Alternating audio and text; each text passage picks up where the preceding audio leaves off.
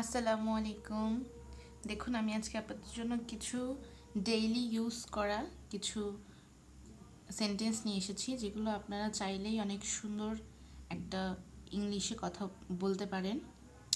দেখুন প্রথমটা আছে, এটা ভালো লক্ষণ। আমরা সাধারণত কি বলি, it is a good sign, but আমরা এটার পরিবর্তে একটা স্ট্যান্ডার্ড ইংলিশ ইউজ করতে পারি।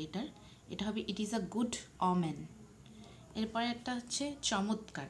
আমরা চমৎকার শুনলেই বলি ওয়ান্ডারফুল, কিন্তু না, ওয়ান্ডারফুলের পরিবর্তে আমরা বলতে পারি এক্সিলেন্ট। এরপরে আছে অভিনন্দন। অভিনন্দন শুনলেই আমরা বলে ফেলি কংগ্র্যাচুলেশন আর কংগ্র্যাটস, বাট আমরা এর পরিবর্তে অনেক স্ট্যান্ডার্ড একটা ইংলিশ, যেটা সাধারণত আইএলসের ক্ষেত্রেও ইউজ হয়, যেটা হচ্ছে মেলিসিটেনশন।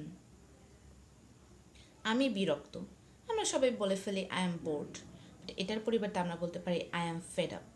সো আপনারা নিশ্চয়ই এই শব্দগুলো দ্বারা উপকৃত হয়েছেন। Thank you so much.